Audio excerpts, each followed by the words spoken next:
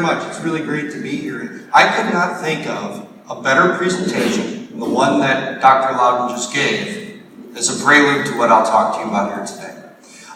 Really what I'm going to talk to you about is along the same line, and you'll even see some overlap in the slides.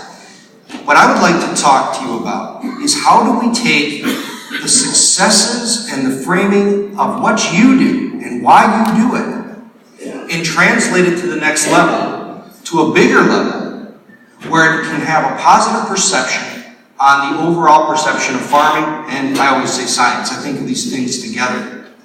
So we talked a lot about the things you can control, the things you can't control. And what I see when I speak to a lot of agricultural audiences is we fail to take advantage of one critical thing that we can control, yet can have tremendous influence on other aspects of food and farming. So I have to ask just a show of hands, and I see it's a little bit older audiences, typically in an agricultural setting, but how many people here use social media like Facebook or Twitter to talk about what they do and why they do it? Okay, so few, okay, few, good. And really the reason I bring this up is because when we look at the things we can control and the things we can't control, here's an opportunity for us to use the most powerful medium of our time to share what we do and why we do it to an audience that needs to understand it better. So people over and over again say, we love farmers and we love scientists, but we don't really like farming and we're not so sure about science. And so it's that strange paradox that really makes me wonder, what's wrong here? What's happening? And what it is that we're failing in communication. We're failing to translate what we do and why we do it to the people who need to know, who need to understand your passion, my passion, who need to understand why we do what we do, why we have a pivotal place in producing the world's safest, most abundant, most affordable food supply. So what I would like to talk to you today is about that translation, how we move from success and greatness at the individual level to bringing that to all of us and changing the perception of farming, changing the perception of agriculture. I always like to include the dairy and ranchers in there too because they're going through hard times. So we'll talk about that. As mentioned, I'm a researcher, I'm a scientific researcher. That's what I do as my main job. But I've watched as the internet has grown and as technology has become available, especially in the area of genetic engineering, which is my specialty. I'm a DNA scientist. Why is it that we can create these solutions that can help farmers, that can give sight to the blind to 1 million children around the world, that can feed the malnourished, yet we can't use them? We have these technologies and they're here today, but they aren't getting to the people who need them. And it breaks my heart. And it isn't a question of making more technology. It isn't a question of that. And it's sad to believe, and I'll talk a lot about this today, it wasn't a question of me going out and giving people more facts and information. It was about me learning how to communicate the good things that we do and do it through the right medium. And that's what we'll spend the time on today. My whole career in this started in Wisconsin when, about 20 years ago, actually, about 19 years ago, when I just finished my PhD, so I knew absolutely everything. And I went to this place, Willie Street Co-op, and it's a little grocery store in the neighborhood. It tends to be very green and all the things that go along with that, including a remarkable misunderstanding of what agriculture is. And if you wanted to go to a place and see every single label of know this, know that, know this, and that, this was the place. And horrible ideas about what agriculture was. And I said, well, I can talk to you about what the biotechnology side is. We can have a discussion of this GMO topic. And they said, sure, let's do that. And I came to the community room and we had a brief, lots of people showed up. And I talked to them about these little esoteric differences in DNA science, about plasmids and vectors and 35S promoters and multiple cloning sites, and all the details about what I did. Okay, so tying back with Dr. Loudon's talk, speaking about what I did and how I did it. I didn't talk about why. I talked about all these gross little details of molecular biology and DNA, and guess how many hearts and minds I changed that day? It was 0. It was my first spectacular fail in science communication. And I went out to speak to people about a topic that they were willing to come and listen to me, and I came off as arrogant, as aloof, as somebody who wasn't willing to listen or understand their concerns. And that was where I really started to learn the lessons that would translate into a complete reversal of how I would talk to people about science and farming and agriculture. The good news is that there's a lot of the bad news is there's a lot of bad information out there, and the internet makes it more accessible than ever. The good news is that there are some people out there who are very willing to find good information, to talk to you, to talk to me, to seek the good sources of reputable information that can help guide them to better choices for their families around food. The other side of the coin is that there's a very small population of people who say the sky is falling, that agriculture is killing us, that it's poisoning the environment, that food and farming are a detriment to the planet. Destroying the soil, you've heard it all. But that's a very small amount of the population, yet they are extremely vocal, and they are extremely adept, very talented at using the internet to disseminate bad information. The good news is that most people don't know one way or the other. And the majority of people are in the center of that curve, in the blue portion of that pie. They don't know who to believe. They don't know what to trust. They hear something bad on Dr. Oz, and then they go to the internet, and it's a lot of detailed information from scientists and farmers. So how do we get to the point where we can talk to the right people about what we do, but more importantly, why we do it? And this was a real wake-up call for me as a scientist, was that facts don't change minds. I mean, it's the stuff we as professors use as currency, right? It's the stuff that we talk about in front of classrooms every day. But it was really hard for me to realize that facts don't matter. Facts don't matter. They don't matter until you establish trust. And we'll spend a lot of time talking about trust today. Maya Angelou said, I learned that people will forget what you said and forget what you did, but they will never forget how you made them feel. And so whereas we tend to be very similar as farmers and scientists, people who rely on evidence and facts and the details, and are proud of that, and share that, we're not changing the way people feel about what we do and why we do it. And so here's how we're going to fix that. I mentioned before that farmers and scientists are a lot alike, and it's mostly because we have a good basis for trust. People consistently will rate farmers and scientists with physicians and nurses and engineers as the most trustworthy and knowledgeable and competent. And so that's a good basis for us to begin this journey. The problem is that they don't like what we do. And you've read it all, right? You know, as I mentioned, all the negative things you see about farming and food. And what that means is that we're leaving a chasm. We're leaving a communications gap that we need to fill. We're not talking about why we do what we do. And so how do we do that? I always like to talk about the trust equation, and this is a lot of fun. And what's neat about this talk today is that what you'll find in here, I think, when I really started to think about these concepts, they didn't just change the way I would speak to people in science. It changed the way that my relationships at home. It changed my relationship with my boss and the people who work for me. And all of these concepts are really neat. They translate in so many ways. Trust breaks down to a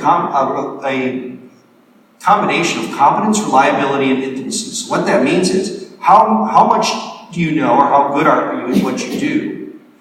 Are you willing to do it? And then, do you care? And self-motivation means what's in it for you, right? And so trust comes from, obviously, when you're very knowledgeable and competent, and you're willing to do it, and you really care, and it's not really in for you, it's in for a much bigger cause. That's where trust comes from.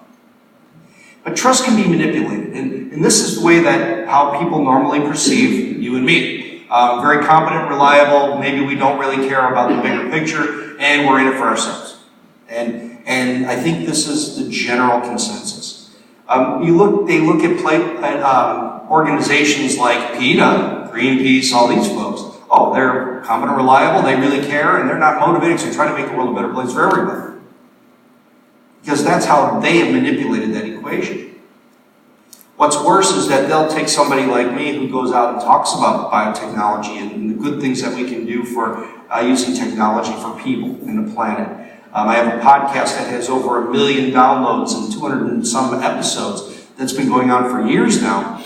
And I've been sharing the beautiful stories about what technology can do. If you read online or you Google me or Google images me, you'll find that people have taken a very concerted effort to destroy me personally and my message. Saying he doesn't know what he's talking about, he doesn't really care, he's in it for Monsanto. You read that everywhere. Google images is horrible. But this is what they try to do to someone like me who steps into those conversations. But I don't really care because I know that we're making a difference. So what can we control? And when we talked about the idea of what we can control and what we can't control, this is a great place for us to be able to fix the aspects of this equation. We can increase our competence by continuing education and getting better at what we do. We can increase our reliability by doing it more often and following through with what we say we're going to do. But how do we increase intimacy and decrease self-motivation? And that's a perception, right? How does the world change the way they see us? How do we control that? And the good news is we can. And we fail to do it. That's the bad news. We have an opportunity here to fix it. And all the people who are against the food and farming or science and farming, they are masters of using the internet to be able to shape the perception that they wish to see. We're not so good at it. Getting better. And we'll talk about that today. A lot of good examples. Here's Scientific American, a very trusted source since the middle 1800s. Putting up an article online, broccoli is dying, corn is toxic, long-lived microbiomes. This was a completely false article that was an indictment against modern agriculture. And this was in Scientific American. And of course I wrote about it and I wrote to them and I tried to get it fixed, and they retracted it and put up something that was probably worse.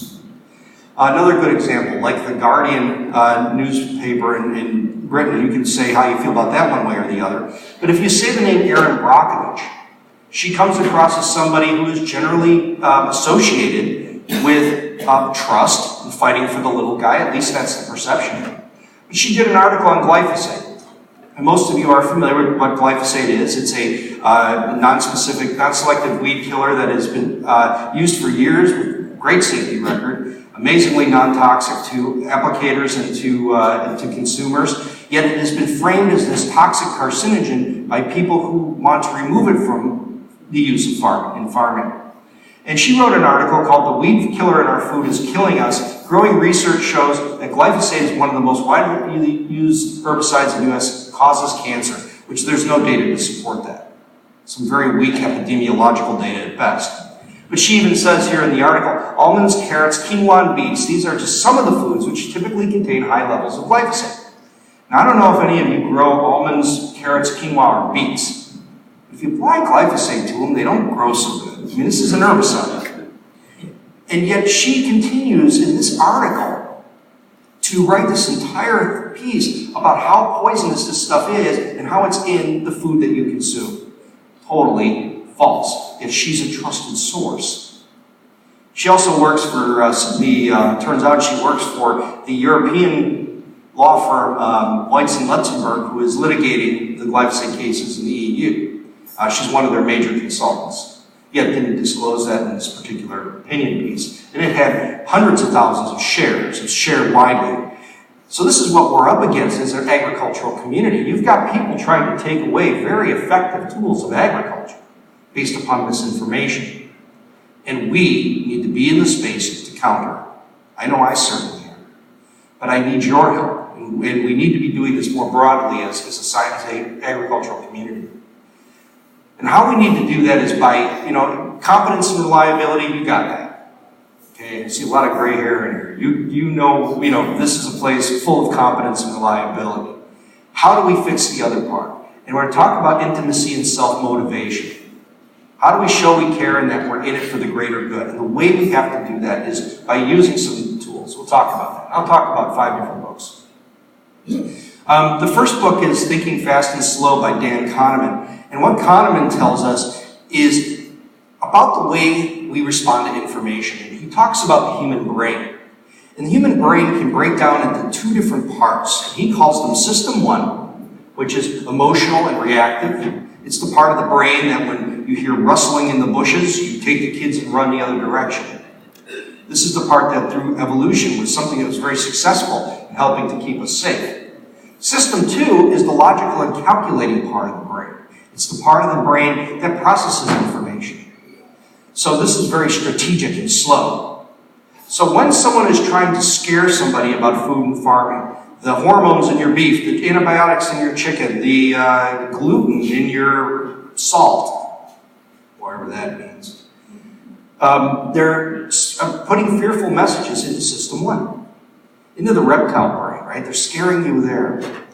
Then again, we come as scientists and farmers and say, that's not true. Here's the real information about the way we use hormones in an agricultural context, or here's how we really use antibiotics.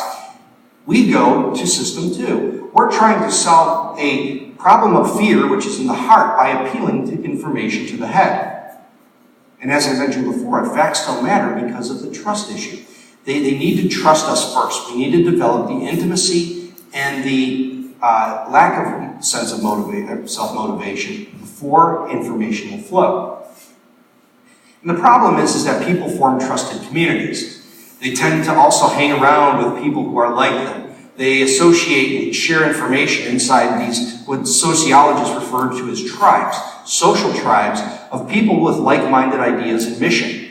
And we even have those in many different contexts. But we can think of the ones that are opposed to food and farming and how hard they are to crack into. They insulate themselves from information coming from the outside. They try to resist that and even will remove members or bring in other information to downplay the good information that we may bring. These communities are so powerful that we even create them. We manufacture these communities so that there are people who are like us with similar ideas and goals and mission. So the idea of System 1 thinking, the appealing to the fear part of the brain, and then having these communities of people who share information that may be bad, these are the things we're up against when we try to communicate about science and agriculture. And so to earn trust, we're going to have to override that, overcome those tribal barriers. We're going to talk now about empathy and then authenticity, transparency, all that stuff. The most important things here will be empathy and common context. And we'll talk about what that means. There's a book called Never Split the Difference who talks about hostage negotiation. And this is a great book. The first half of it's really, really solid. And I like this book to listen to it rather than to read it because the stories are fascinating.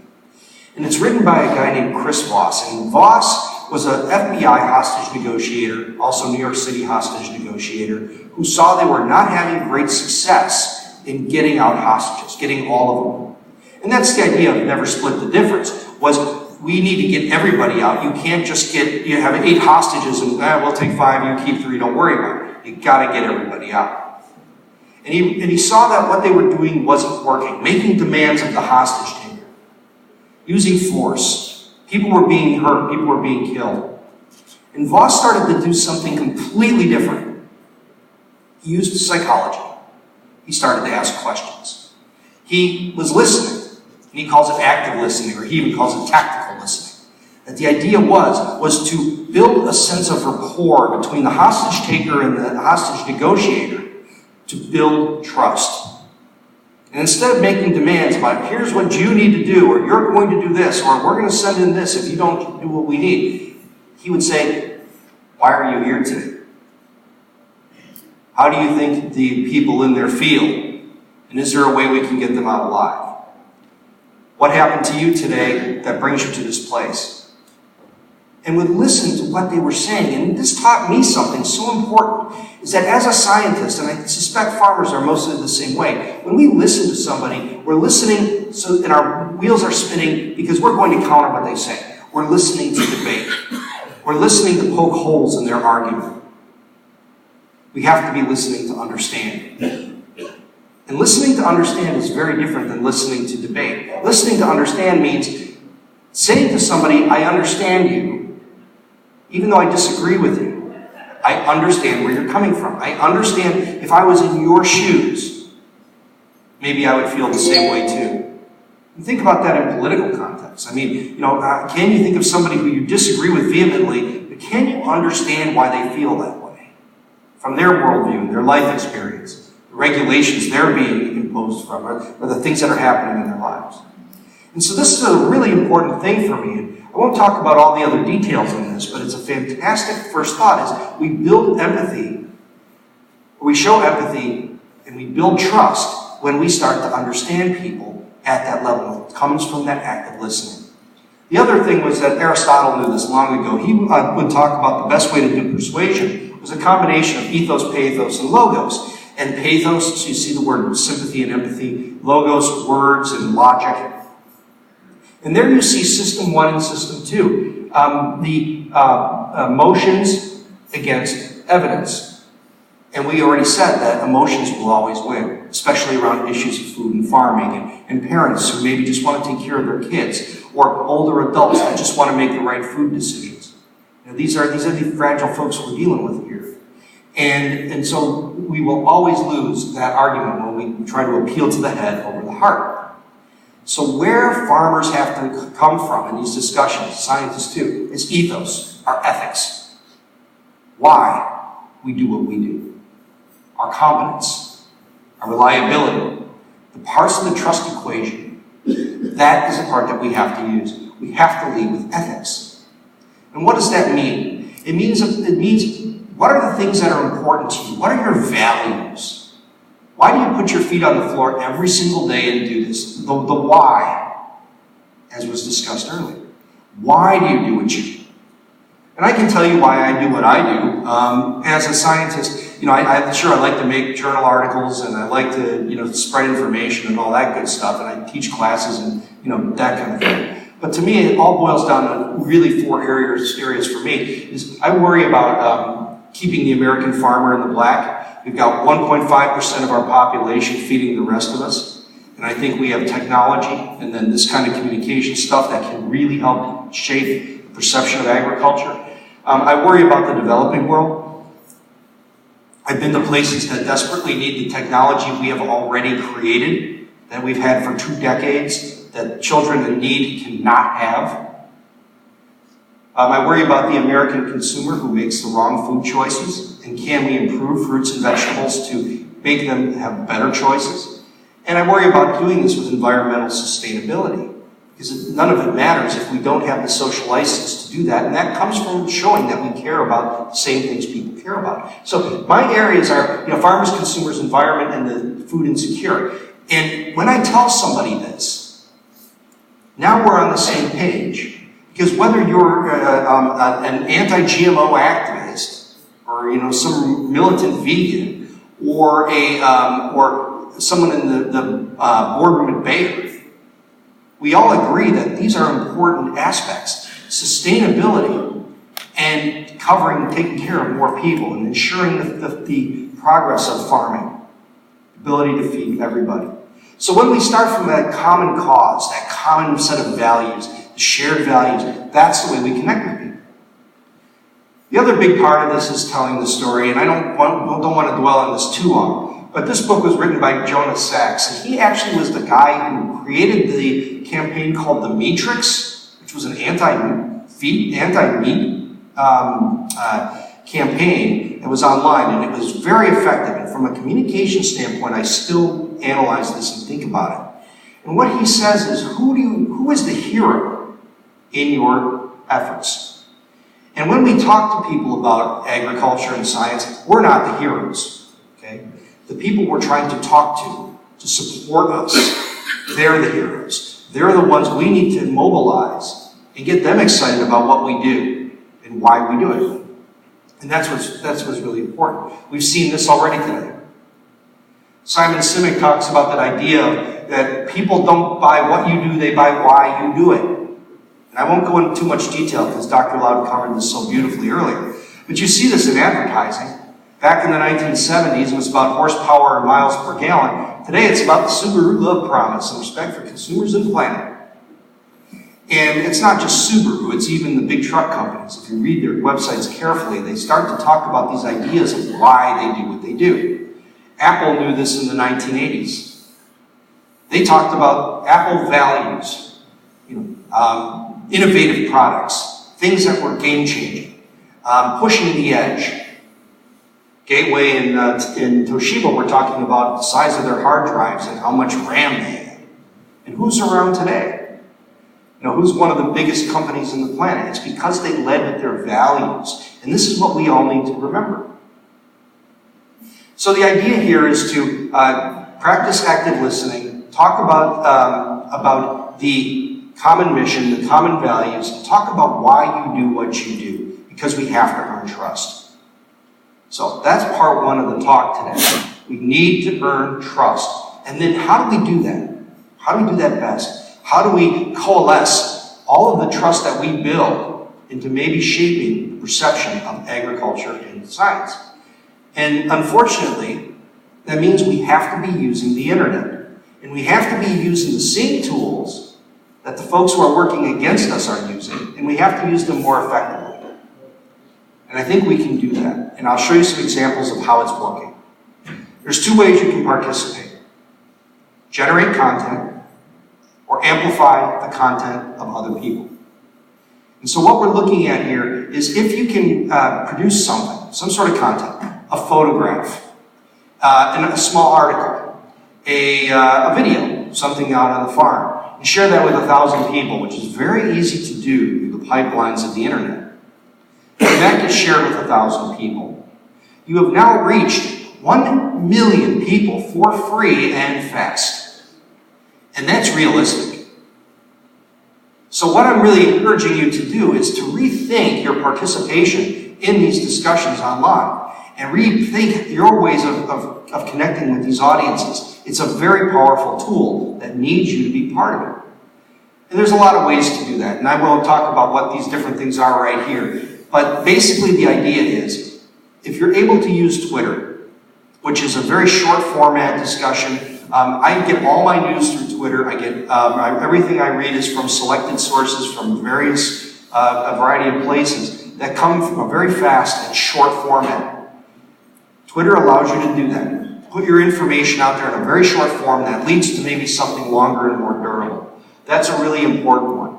But creating content. There are farmers who take pictures of a sunset in their hubcap and it gets 1 million views. There are farmers who talk about their children. They talk about the grandkids. They talk about what a combine is. And these videos get a lot of attention. We need more of that. We need more content from farms. We need more content from agriculture. And we have to start talking to other people, not just ourselves. Scientists are remarkable at speaking to scientists, farmers very good at speaking with farmers, but we don't speak outside of those groups, those trusted communities. A good example, this Cook's Cook is a magazine which, if you were to think it's online, maybe 1.6 million subscribers, it's free. The audience for this generally has very suspect views of farming and of food. I wrote an article for them called GMO Safety and Lost Opportunities. It got very good reviews. It got a lot of great feedback, some negative, but a lot of very good feedback. And the idea was to share my values, talk about the children who can be helped, the farmers, the improved products for consumers, and the decreased environmental impact of using biotechnology as one tool in increasing agricultural production. I produce articles for farming audiences to codify what they already know, and so that our farmers can be experts in the newest technologies. Because people trust farmers. They want to hear it from you. And so I try to provide those things as well. And I'm showing you these examples because these are things that are so simple to do. You just got to do them. And these are types of content that you could very easily produce as well that would be very welcome. Correcting bad articles. This showed up last year in the news, and I wrote a response to correct the bad information that was penetrating the internet. And it's just important for us to have that out there. We have to have that available. I do a podcast, and as I mentioned, we're a million episodes, but this is just downloadable audio interviews with experts in food and farming. And it's been a very good medicine. Been an extremely successful series. And it's for something I just do in my office with a microphone and the internet. It's so easy to do that anybody can do this. Anybody can do it. And it's turned out to be extremely successful and wildly popular. What's happening in South Australia right now, whereas all of the Australian continent is allowed to use genetic engineering, so GM canola mainly, and cotton, South Australia is one state where it's outlawed. They put in a moratorium in 2004 that still stands to this day, with no reason to do it other than a few activists didn't like it. And now you can't shift that law away. Yet growers want it. Growers in South Africa want to be able to, South Australia want to be able to grow the same crops that their neighbor across the street in Victoria can grow. You know, they have choice, they don't. And so they've been taking to the internet in a very strategic way, using Twitter to post 1-minute videos. You can see 64 retweets, which means that somebody has shared this 64 times. This is from this morning. These went up yesterday. And I spent a month in Australia talking to farmers and academics and industry about how to do this effectively, to change those rules. And you see it starting to work. The amplification. If you don't want to create content, share the content others create. So if you don't want to do it, that's fine. Share what other people are doing. That helps them spread their content. And this is a great example of an actual Twitter conversation. So this is where someone puts information on the internet and is shared by others. The PETAs, the Greenpeaces, and those folks in the world are masters of manipulating this network. Us, we're down here. Farmer to farmer, scientist to scientist. We're not manipulating that. We're not contributing to this conversation as powerfully as we could because we're not taking place in that space. We're not participating. We're leaving it to someone else to tell your story. And that's a real problem. A good example of how well this works. When I was in Australia, I took a picture of canola and I said, canola is one of the most beautiful crops. Not an inflammatory statement at all, right? This isn't the usual internet like, hey, this is a very, canola is beautiful. And in one day, 40,561 people saw this, and a bunch of people interacted with it and shared it with others. And this was just a picture of flowers. This shows you how powerful this medium can be to getting out a message and communicating, communicating our message to develop the trust we need to develop. And there's plenty of people who do this. There's lots of people in agriculture who are taking part in these conversations, in dairy and other areas. But I really would encourage you to watch some of them. They're outstanding. In Australia, people are sharing these messages, and they're penetrating even deeper. And so what's so important about that is that you're starting to see in here the different political folks that are involved in this be brought into the conversation. Be targeted so that they can see, look, there's support for these farmers who want a choice to use the technology that they're banned from using. But very, very powerful, very powerful. So, share good information. I'll just leave it at that. Find good information, be part of that online discussion, and share that information. The last thing I'll leave you with is a good example of how this can be done correctly. And the book, Hug Your Haters, is really important. Hug Your Haters is by Jay Baer, who says that the internet is a spectator sport. And what he reminds us is that when we're looking at the comments after an article, someone writes some horrible article about farming, and you go down to that bottom and people will be complaining about farming, and then you'll see one good comment from someone who knows what they're talking about, you or me, or get in there and say something positive. How do we do that? Because for every one person who's reading the articles, or who's writing a comment on a news article, there are thousands of people reading it, trying to decide who to trust. And how do we win that trust? Let me give you a good example. This is very common online. Taste of Venice restaurant says food is awful, service horrible. If you think this is great, go home and open a jar of Prego. Might taste like Venice if you drank the canal water. I'll never eat there again. And the chef, in typical internet form, says, obviously you don't know anything about the Italian food. It's my family's restaurant. I hope you never return. We don't need people like you here. Now, this is what we typically would see on the internet, right?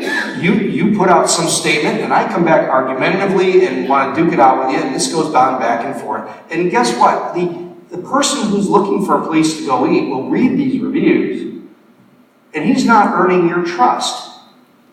In fact, he's kind of showing he's kind of a jerk. I don't know that I'd want to go there. But what if he followed the formula I talked about today? What if he said, I'm sorry you had a bad experience. Meals out are special times, and I understand why you'd be disappointed. Okay, I'm listening. My family has run this business for 15 years, and customer satisfaction is our first priority. Our values. It's our family. We want your satisfaction. We'd love to try again. Coming in, it's on me. We want to get it right. I'm sorry you were disappointed. Now, if this person never comes back again, anybody who reads this would see a caring, not self-motivated, competent, reliable person who will win the trust. And the problem is that we're not having these conversations. You're not out there doing this. I'm not out there doing this. Most scientists and farmers don't. We need to be in that space better. That's what we need to be doing if we're going to change this. And I think we can. I think we can. And why do we need to do this? And I think there's a lot here. It's one aspect of things we can trust or we can control. We can build trust around food and farming and around science by participating in this conversation where we have been absent. We've let someone else tell our story. We've let someone else tell us what we tell them what we do and how we do it. It's time for us to really step into that conversation and take that back. And so if you're someone who is new to social media, you're not interested before, you don't have a Twitter account or a Facebook account, get one. If you'd like to get one, there's two ways you can do that. You can give a teenager $20, or I'll be around all day, and I'll be more than happy to help you do it without giving me $20. I'll be happy to help you set one up and show you how to use it, because I want you to be part of this discussion. I need your expertise. I need to share your information that I don't have. And I will do that. We're all in this together, and I think we can take control of this. The bad guys know this, and we don't do it. And it's 5 minutes a day, maybe, 5 minutes a week, whatever it is. It's not much time at all. So, I'll wrap it up by saying, the relatively small agricultural community, we need to be participating in the messaging. We need to identify our audience and remember that facts do not matter until we've established trust. That industry professionals, we're good at talking to each other, but not good at talking to them. And it really starts after listening. We need to be amplifying other people's work and generating our own content, even if it's just a photo on a Facebook page. We need to handle criticism with class. And this is the most important line. Have the courage to tell the truth. It sounds so strange. All of us know the truth about what we do. We know the good things about it. We know how we contribute to the safest, most affordable food supply in human history. Why don't we talk about it? Why don't we share that information and get excited about it? This is what's so important, is we just have to have the courage to step into the public forum and share what we do and why we do it. Be transparent and authentic, and I think this is necessary. There's a lot of challenges and a lot of things we can't control in agriculture. And as was mentioned before, weather, prices, you name it, this is one place where we can control it. And if everybody got into this, and everybody gave a little bit of time, we would see a radical change. I really believe that. And we are seeing it in places like South Australia. We can control the perception. So that's all I'll talk about today. I'll be around all day. Please find me if you'd like to sign up. I'm really happy to help you with that. Once again, thank you so much for having me over. Thank you so much.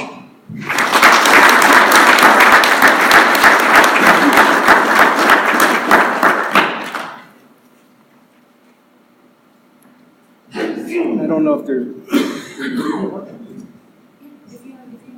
Oh, sure, I'd be happy to take questions. Yes, question. Yeah, I think I have a few minutes if you'd like to, any questions or any? Okay, maybe I can ask you questions. I'm a professor, I do that. No, I think it's, I can't emphasize enough how important this is, because when we do have opportunities to get farmers in front of audiences, they just love it. And I just encourage you to step into that.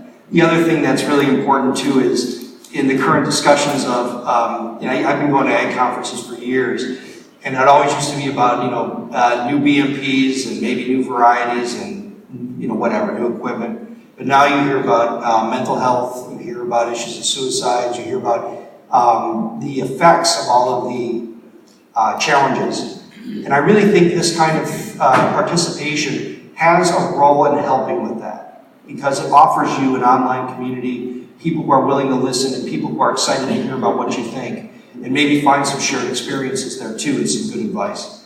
And maybe even help to find people in a desperate situation that could use your wisdom. So there's that too. I have one question. Yes, sir. What advice do you give to a county farmer who wants to build site to offset some of the things that are happening, not necessarily try to get to the right? What kind of advice do you give to a county farmer who wants to do that? Excellent. So the question was, what advice would I give to a county farm bureau that wants to set up a website to correct the bad information that's out there? It goes back to the same idea. It starts with the values. And if you try to correct the bad information by saying, here's a factual refutation of point by point of the things that we hear, it'll never work. It has to be, the values we have as Farm Bureau are, continuation of sustainable farming that's economically sustainable for farmers, socially responsible, and working in concert with environmental constraints. And within that framework, here's how we know what we know about these issues. So it's always about leading with values. Any other questions or thoughts? And reach out if you'd like. If you know somebody in a Farm Bureau who would like me to review content. I mean, there's people who charge a fortune for this. I do it as part of my job. I think it's a really important part of my job. So very happy to help you help anyone develop that content. Can you put your contact back on the same list? Yeah, my contact. Oh, yeah, I'm sorry. Actually, maybe you could do that. And I'll be around if there's anything, and you can find me pretty easy online. Certainly activists have no problem finding me. if you write to my university, they'll send you all my emails from the last 15 years. And so, that's still coming. Yeah. So I think we're just about at time. That should come on. I'm just K Folta, like my last name's Folta, Folta. First name Kevin, so K Folta, and then at UFL.edu, so University of Florida.edu. And so K Folta at UFL.edu. That's the best place to find me. Is that even on there? No, it's not. Yes, it is. Yeah, so, and I answer every email, I answer every phone call, and I will spend a lot of time to help you with however you'd like to do this. Find me at this conference. I have my laptop. It's fully charged. I will sign you up on all of these things and connect you with a network of other farmers who would love to have you in that network. And I'll show you how to use it. Love to have you aboard. Any other questions? I think we're at time. Yeah, find me. I'll be happy to answer anything personally. Thank you very much. Thank you. You got a small part to do. Appreciate it.